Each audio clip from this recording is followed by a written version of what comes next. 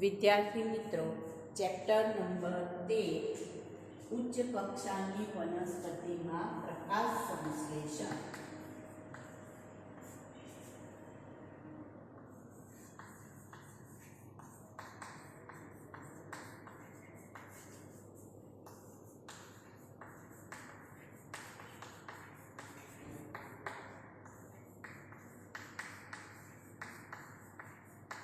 હવે સૌથી પહેલાં જો આપણે વાત કરીએ તો સૌથી પહેલી વાત આવશે પ્રકાશ સંશ્લેષણ એટલે શું, એ વાત આપણે કરીએ કે પ્રકાશ સંશ્લેષણ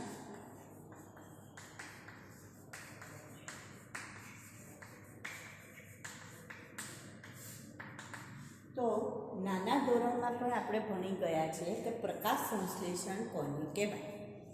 લીલી વનસ્પતિ સૂર્યપ્રકાશની હાજરીમાં ક્લોરોફિલની મદદથી પોતાનો ખોરાક જે બનાવે એને આપણે કઈ પ્રક્રિયા કહીએ છીએ? પ્રકાશ સંશ્લેષણની પ્રક્રિયા કહીએ છીએ. બરાબર. સારું, હવે આ જે લીલી વનસ્પતિ છે કોની હાજરીમાં? તો આપણે કહ્યું સૂર્યપ્રકાશની હાજરીમાં.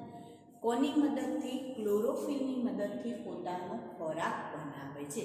તો એનો મતલબ પ્રકાશ સંશ્લેષણની જે પ્રક્રિયા છે એમાં લીલી વનસ્પતિ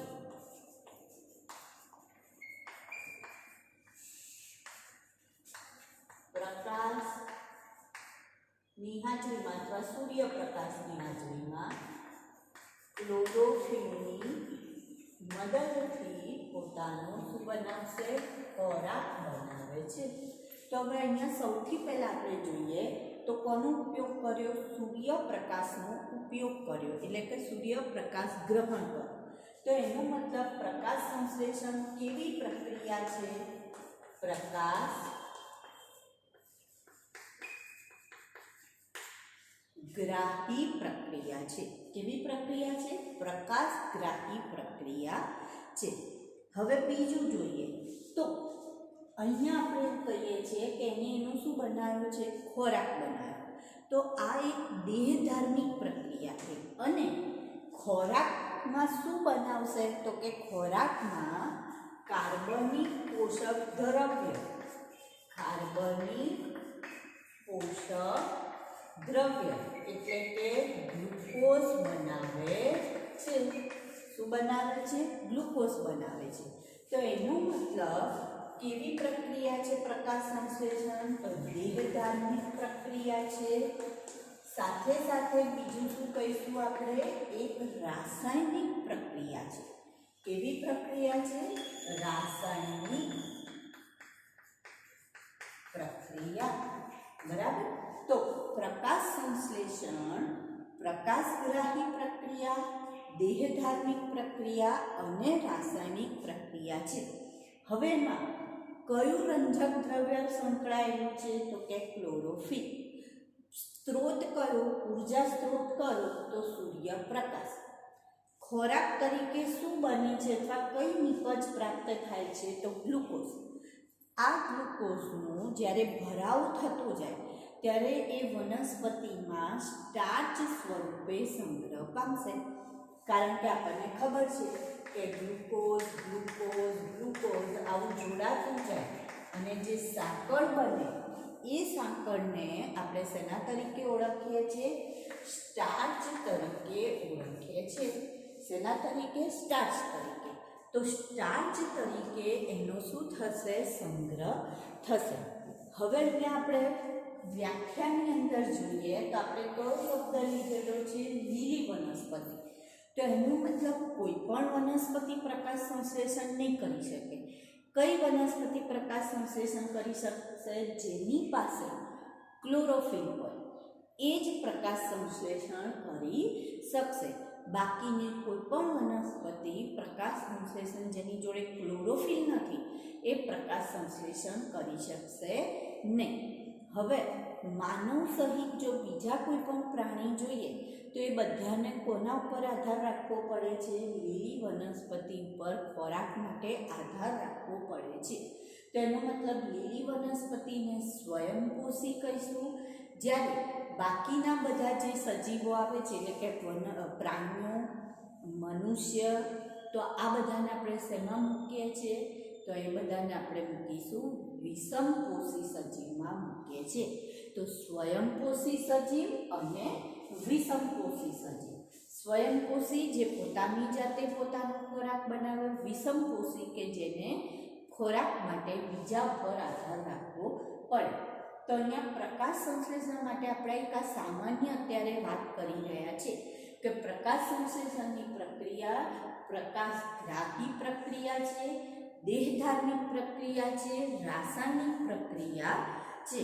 હવે અહીંયા એનું મહત્વ શું? આ પ્રકાશ સંશ્લેષણની પ્રક્રિયાનું મહત્વ શું? તો પહેલું મહત્વ આપણે જો એનું જોઈએ, મહત્વમાં પ્રકાશ સંશ્લેષણની પ્રક્રિયાનું મહત્વ, તેમાં જો પહેલું મહત્વ જોઈએ તો આપણે જોઈએ છે કે વનસ્પતિનો શું તૈયાર થાય છે? તો અહીંયા વનસ્પતિ માટે ખોરાક તૈયાર થાય છે. એટલે ખોરાકનો પ્રાથમિક સ્ત્રોત છે. કોઈ પણ સજીવના ખોરાકનો પ્રાથમિક સ્ત્રોત, બરાબર, એ પ્રકાશ સંશ્લેષણ છે. જો પ્રકાશ સંશ્લેષણની પ્રક્રિયા ન થાય તો વનસ્પતિ પોતાનો ખોરાક ન બનાવે. હવે જો વનસ્પતિ ના હોય તો કોઈ પણ બીજા સજીવ, જેમ કે મનુષ્ય છે, તો મનુષ્યને વનસ્પતિ ખાવા નહીં મળે તો મનુષ્યનું પણ અસ્તિત્વ રહેતું નથી. એનો મતલબ દરેક સજીવમાં ખોરાકનો પ્રાથમિક સ્ત્રોત પ્રકાશ સંશ્લેષણની પ્રક્રિયા છે. અને બીજું કે પ્રકાશ સંશ્લેષણ દ્વારા ઓક્સિજનનો સ્ત્રોત વાતાવરણમાં પૂરો પડે છે, એટલે કે ઓક્સિજનની પૂર્તિ થાય છે. એટલે વાતાવરણમાં ઓક્સિજનની પૂર્તિ થાય છે, બરાબર. ઓક્સિજન, કારણ કે જ્યારે પણ પ્રકાશ સંશ્લેષણની પ્રક્રિયા થાય ત્યારે નિપજ તરીકે ગ્લુકોઝ તો બને જ છે, પણ સાથે સાથે આ પેદાશ તરીકે શું ઉત્પન્ન થાય છે? તો કે ઓક્સિજન ઉત્પન્ન થાય છે. તો આ ઓક્સિજન ક્યાં જાય છે? વાતાવરણમાં જાય છે. તો એનો મતલબ વાતાવરણમાં શું થાય છે? ઓક્સિજનની પૂર્તિ થાય છે. તો આ એનું શું થયું કહેવાય? તો કે આ એનું મહત્વ થયું કહેવાય. તો આપણે સૌથી પહેલાં પ્રકાશ સંશ્લેષણની સામાન્ય વ્યાખ્યાની વાત કરી કે લીલી વનસ્પતિ પ્રકાશ સંશ્લેષણ સૂર્યપ્રકાશની હાજરીમાં ક્લોરોફિલની મદદથી ખોરાકનું નિર્માણ કરે છે, જેને પ્રકાશ સંશ્લેષણની પ્રક્રિયા કહે છે. પ્રકાશ સંશ્લેષણની પ્રક્રિયા કેવી પ્રક્રિયા છે? પ્રકાશ ગ્રાહી, કારણ કે એમાં પ્રકાશ શું થાય છે? ગ્રહણ થાય છે. સૌર ઉર્જાનું ગ્રહણ થાય છે. સૌર ઉર્જાનું રાસાયણિક ઉર્જામાં રૂપાંતરણ થાય છે. સૌર ઉર્જાનું કઈ ઉર્જામાં રૂપાંતરણ થશે? રાસાયણિક ઉર્જામાં રૂપાંતરણ થશે. દેહધાર્મિક પ્રક્રિયા છે, રાસાયણિક પ્રક્રિયા છે. જો એનું મહત્વ જોઈએ તો સજીવના ખોરાકનો પ્રાથમિક સ્ત્રોત છે, કારણ કે કોઈ પણ સજીવ એ લીલી વનસ્પતિ ઉપર આધાર રાખે છે ખોરાક માટે, અને વાતાવરણમાં ઓક્સિજનની પૂર્તિ થાય છે, બરાબર.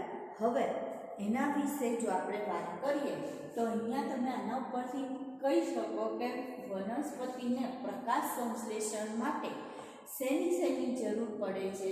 તો વનસ્પતિને પ્રકાશ સંશ્લેષણ માટે સૂર્યપ્રકાશની હાજરીની જરૂર છે, ક્લોરોફિલની જરૂર પડે છે, બરાબર. અને એ જ રીતના વનસ્પતિ કાર્બન ડાયોક્સાઇડનો ઉપયોગ કરે છે. તો કોઈ પણ વનસ્પતિને, લીલી વનસ્પતિને પ્રકાશ સંશ્લેષણ કરવા માટે જરૂરી શું છે? તો કે કાર્બન ડાયોક્સાઇડ, ક્લોરોફિલ, સૂર્યપ્રકાશ. હવે જો આપણે એને આવું સાબિત કરવું હોય તેના માટે પ્રયોગ કરવો પડે. પ્રયોગ દ્વારા આપણે દર્શાવી શકીએ કે વનસ્પતિને પ્રકાશ સંશ્લેષણ માટે ક્લોરોફિલની હાજરી જરૂરી, અથવા CO2ની હાજરી જરૂરી, અથવા તો વનસ્પતિને પ્રકાશ સંશ્લેષણ માટે સૂર્યપ્રકાશની હાજરી જરૂરી છે. તો હવે આના માટે આપણે એક પ્રયોગ કરીશું. સૌથી પહેલા આપણે લખીએ પ્રકાશ સંશ્લેષણ માટે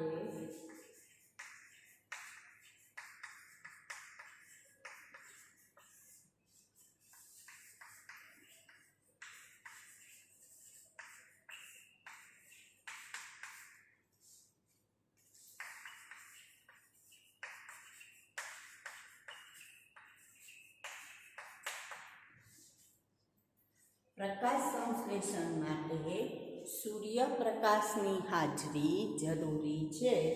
વિધાન સમજાવો. આપણે પ્રયોગ દ્વારા આ વિધાન સમજાવીશું. તો કઈ રીતના? તો એવું કહે છે કે સૌથી પહેલા આપણે બે પર્ણ લેવાના છે. હવે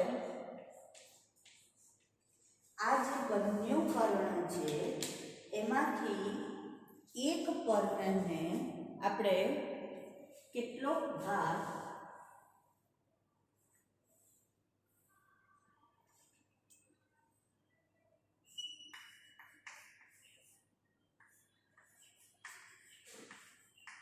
કાળા પેપર વડે ઢાંકી દઈશું અને ત્યારબાદ બંને પર્ણને સૂર્યપ્રકાશમાં મૂકવામાં આવે છે. સૌથી પહેલાં આપણે બંને પર્ણ લીધા. એક પર્ણનો થોડો ભાગ શેનાથી ઢાંકીએ છીએ? આપણે કાળા પેપર વડે ઢાંકી દીધેલો છે. હવે બંને પર્ણને આપણે શું કરીશું? તો હવે આ બંને પર્ણને આપણે કેવી રીતના સૂર્યપ્રકાશમાં મૂકીશું. હવે આપણે આ રીતના પર્ણ લઈએ અને એને આ રીતના કાળા પેપર વડે ઢાંકી દઈએ. બરાબર? તો આ બે પર્ણ છે. એક પર્ણને આપણે કાળા પેપર વડે ઢાંક્યું છે, બીજા પર્ણને ઢાંક્યું નથી. હવે આ બંને પર્ણને આપણે સૂર્યપ્રકાશમાં મૂકીશું અને સૂર્યપ્રકાશમાં થોડી વાર રાખ્યા પછી જ્યારે આપણે આ પર્ણ લાવીશું અને આ જે કાળું પેપર છે એ કાઢી લઈશું તો શું થશે? અને ત્યાર પછી જ્યારે આપણે સૂર્યપ્રકાશમાં રાખ્યા બાદ અમુક સમય બાદ જ્યારે આપણે એનો જે આ ભાગ કાઢી લઈશું તો એ પટ્ટો જે છે આ રીતનો જોવા મળશે આપણને. અને હવે જો એના ઉપર આયોડિનનું ડ્રોપ મૂકવામાં આવે, આયોડિન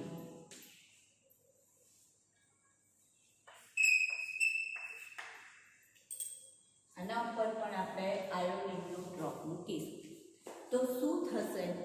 તો જે પર્ણ એ છે અને પર્ણ એક, આ પર્ણ બી, તો પર્ણ બી જે છે એ આખું પર્ણ બી જાંબલી રંગનું થઈ જશે. આખું પર્ણ બી જે છે એ કેવો રંગ બતાવશે આપણને? તો કે ઘેરો જાંબલી રંગ બતાવે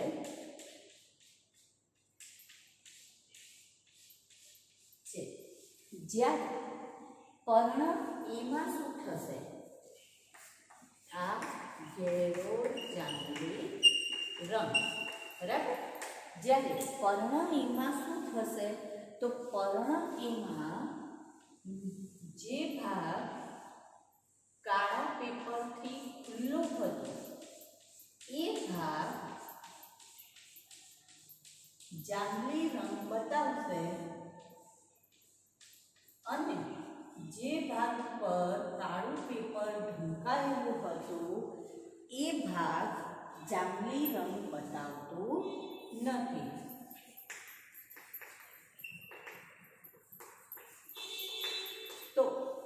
આયોડિન જે છે એ સ્ટાર્ચ સાથે ઘેરો જાંબલી રંગ આપે છે.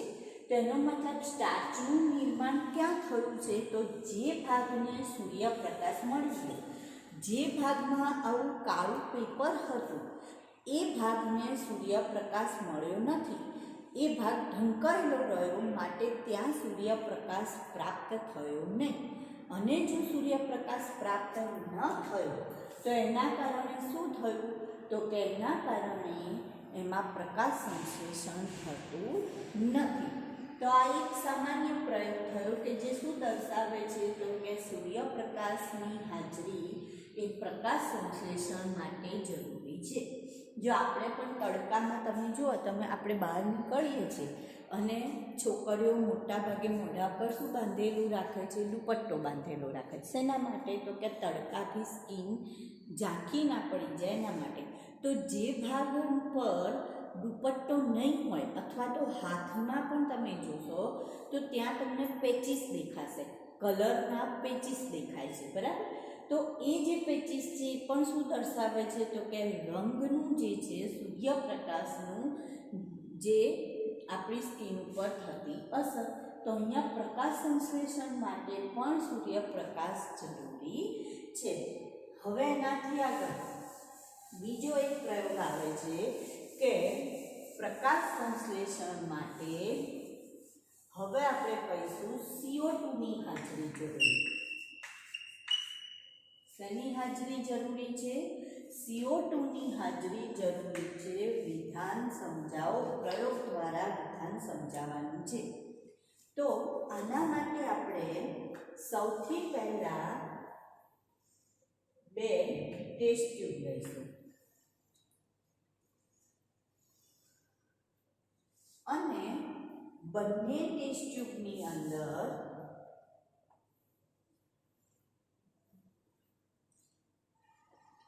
આપણે નામ નિર્દેશન કરી દઈશું, ટેસ્ટ ટ્યુબ A અને ટેસ્ટ ટ્યુબ B. હવે એક ટેસ્ટ ટ્યુબની અંદર KOH વાળું રૂનું પૂમડું મૂકીશું.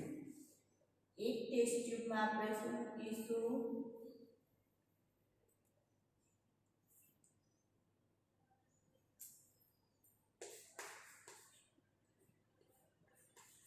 KOH વાળું રૂનું પૂમડું. હવે આ KOH શું કરશે? તો કે KOH વાતાવરણમાંથી CO2 નું શોષણ કરવાનું કામ કરે છે. KOH પોટેશિયમ હાઇડ્રોક્સાઇડ શું કામ કરે છે? વાતાવરણમાંથી CO2 નું કાર્બન ડાયોક્સાઇડનું શોષણ કરી લે છે. હવે બંનેની અંદર આપણે પર્ણ મૂકીશું. જે પર્ણનો થોડોક ટુકડો અથવા થોડોક ભાગ ટેસ્ટ ટ્યુબની અંદર અને થોડોક ભાગ ક્યાં રહેશે? ટેસ્ટ ટ્યુબની બહાર. એ રીતના આપણે ગોઠવણી કરીશું. પર્ણનો થોડોક ભાગ ટેસ્ટ ટ્યુબની અંદર અને થોડોક ભાગ ટેસ્ટ ટ્યુબની બહાર રહેશે. આ રીતના આપણે ટેસ્ટ ટ્યુબ રેડી કરીશું. હવે અહીંયા તમને એવો પણ પ્રશ્ન થાય કે આપણે જો એક જ ટેસ્ટ ટ્યુબ લીધી હોય તો પણ ચાલે. કેમ? કારણ કે જ્યારે હવે આ બંને ટેસ્ટ ટ્યુબને આપણે સૂર્યપ્રકાશમાં મૂકીશું, થોડો ટાઈમ લઈને આયોડિનની કસોટી કરીશું. તો હવે તમે જ્યારે આ પર્ણ લો છો તો પર્ણની અંદર આ પર્ણ A છે, પર્ણ A, જેમાં આટલો ભાગ ટેસ્ટ ટ્યુબની અંદર હતો. પર્ણનો આટલો ભાગ ક્યાં હતો? ટેસ્ટ ટ્યુબની અંદર, બરાબર? જ્યારે આટલો ભાગ ટેસ્ટ ટ્યુબની બહાર હતો. તો આમાં પણ આપણે કસોટી કરી શકીએ. તો આપણે બીજી ટેસ્ટ ટ્યુબ લેવાની શી જરૂર? બીજું પર્ણ લેવાની શી જરૂર?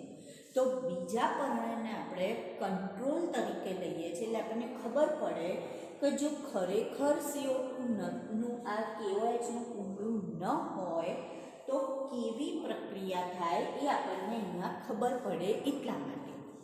હવે જ્યારે આપણે બીજું પર્ણ લઈશું તો એ તો આખે આખું આપણને આ રીતનું જોવા મળશે, બરાબર.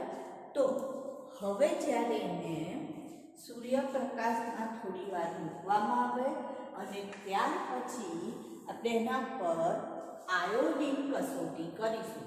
કઈ કસોટી કરીશું? આયોડિન કસોટી. તો હવે જ્યારે આયોડિન ઉમેરવામાં આવે છે તો પર્ણબી જે છે એ પર્ણબી આખું કેવા રંગનું થઈ જશે? તો ઘેરા જાંબલી રંગનું થઈ જાય છે.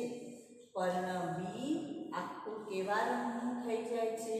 જાંબલી રંગનું.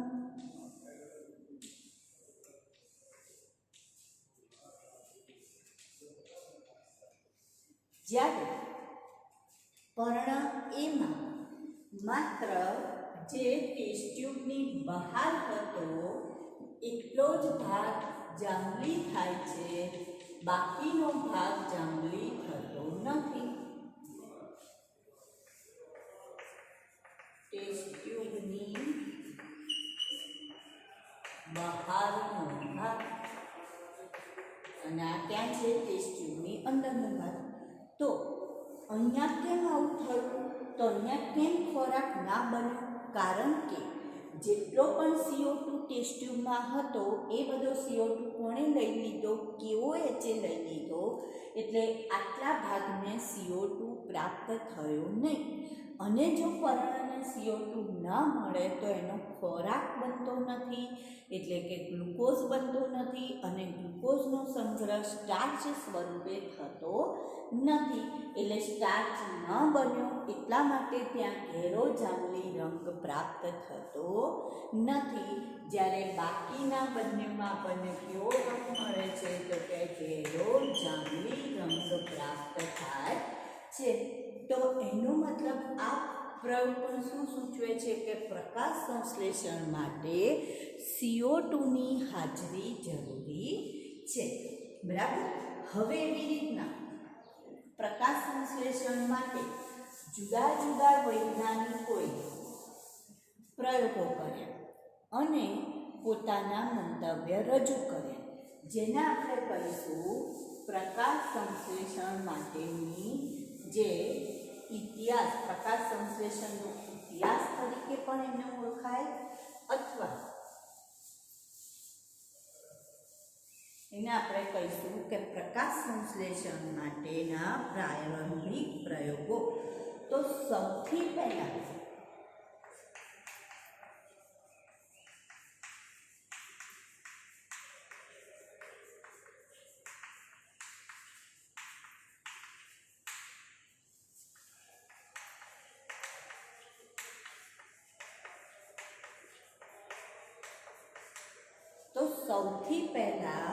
નામ આવે છે જોસેફ પ્રિસ્ટલી. કોનું નામ આવે છે? જોસેફ પ્રિસ્ટલી, જેમણે 1770માં ઓક્સિજનની શોધ કરી હતી. આ જે જોસેફ પ્રિસ્ટલી છે એમણે 1774માં ઓક્સિજનની શોધ કરી અને એના માટે 1770થી પ્રયોગો કરતા હતા, બરાબર. એટલે 1774માં શેની શોધ કરી? ઓક્સિજનની શોધ કરી. અને એના માટેના પ્રયોગો ક્યાંથી ચાલુ હતા? તો 1770થી એમના પ્રયોગો ચાલુ હતા. ક્રમબદ્ધ રીતે બધા પ્રયોગો કર્યા અને એના ઉપરથી એમણે 1774માં ઓક્સિજનની શોધ કરી. હવે એમનો જે પ્રયોગ હતો એ પ્રયોગમાં એમણે કહ્યું કે લીલી વનસ્પતિની વૃદ્ધિમાં હવાની ભૂમિકા. એમના પ્રયોગનું નામ શું આપીશું આપણે? લીલી વનસ્પતિની વૃદ્ધિમાં હવાની આવશ્યકતા, એટલે કે હવા જરૂરી છે. આવું એમનો પ્રયોગ વર્ણવે છે કે લીલી વનસ્પતિની વૃદ્ધિ માટે હવા જરૂરી છે. એ ઉપરાંત જો એમનું વિધાન જોવું હોય તો આપણે એમના પ્રયોગનું વિધાન એવું છે કે પ્રાણીઓના શ્વસન અને સળગતી મીણબત્તી દ્વારા પ્રાણીના શ્વસન અને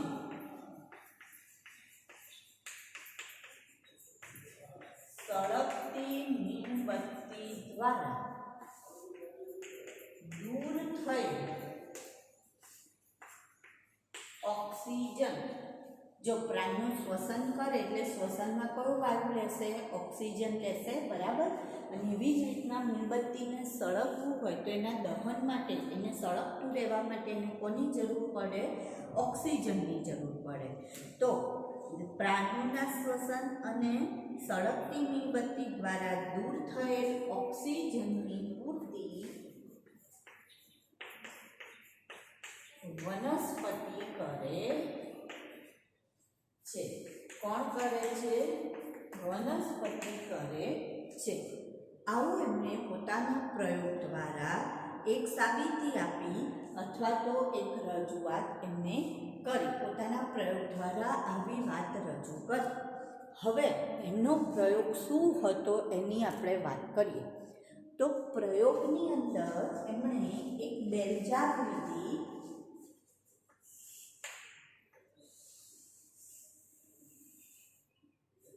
જે બેલજારની અંદર, આ એક બેલજાર છે જેની અંદર એમણે એક સળગતી મીણબત્તી મૂકી.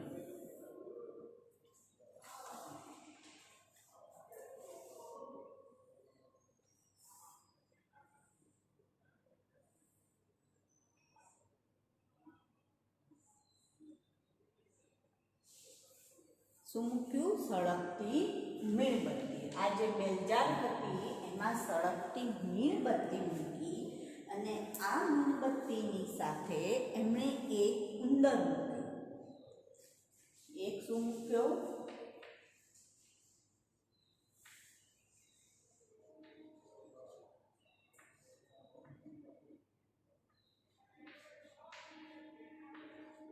ઉંદર. હવે શું થયું? તો ઉંદરને શ્વસન માટે કોની જરૂર પડે? ઓક્સિજન.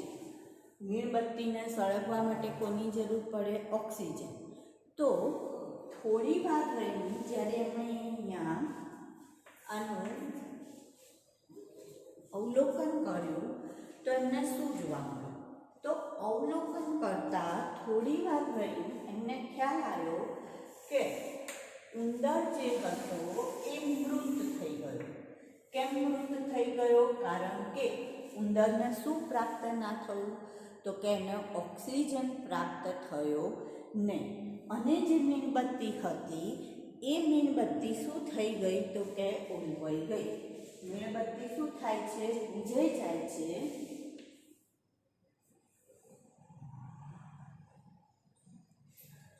બરાબર, મીણબત્તી બુઝાઈ ગઈ, ઓલવાઈ ગઈ.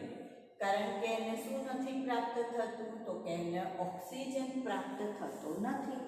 અને જે ઉંદર હતો એ ઉંદર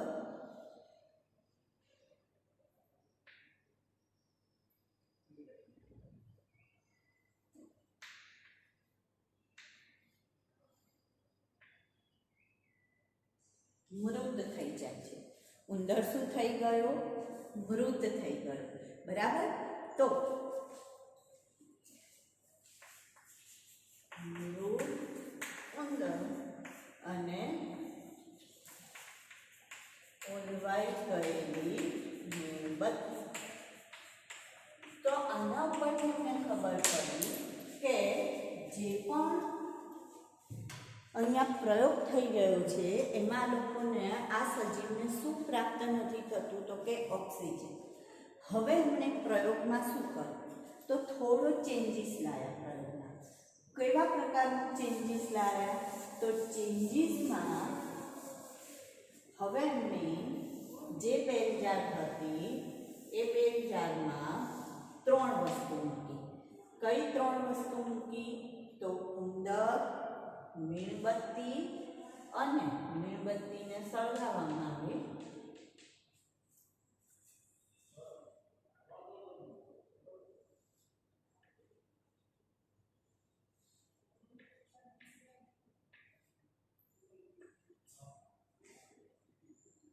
અને એની સાથે એમણે મૂક્યો એક છોડ, ફુદીનાનો કે સમથિંગ કોઈ પણ છોડ મૂકે. તો હવે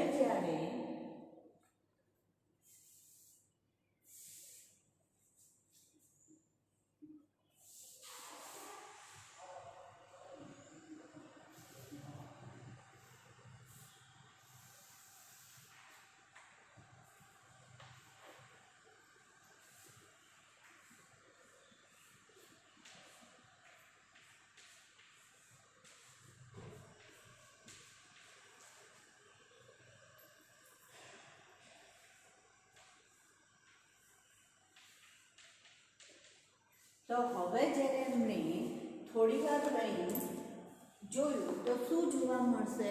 તો કે અહીંયા અમને જોવા મળશે કે ઉંદર પણ જીવિત રહે છે અને મીણબત્તી પણ સળગતી રહે છે. તો આનું કારણ શું? તો ઉંદર જ્યારે શ્વસનની પ્રક્રિયા કરે છે ત્યારે ઉંદર શું નીકાળે છે? તો કે CO2 બહાર નીકાળે છે.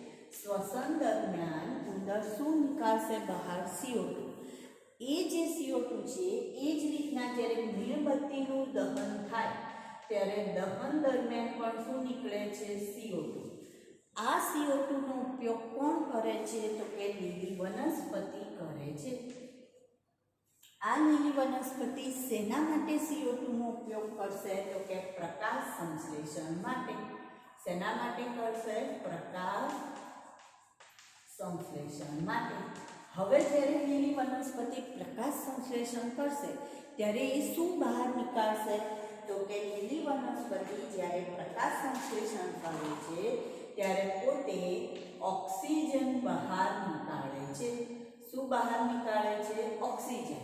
અને એ ઓક્સિજનનો ઉપયોગ કોણ કરે છે? તો કે ઉંદર કરે છે અને મીણબત્તી કરે છે પોતાના દહન માટે. એનો મતલબ કોઈ પણ આજે ઉંદર અને ઉંદરના શ્વસન દ્વારા અને મીણબત્તી જે છે એના સળગવાથી જે ઓક્સિજન દૂર થયો હતો એ ઓક્સિજનની પૂર્તિ કોણે કરી? તો કે લીલી વનસ્પતિએ એ ઓક્સિજનની પૂર્તિ કરી. તો એનો મતલબ લીલી વનસ્પતિની વૃદ્ધિ માટે હવાની આવશ્યકતા છે એવું કોણ દર્શાવે છે? જોસેફ પ્રિસ્ટલી દર્શાવે છે.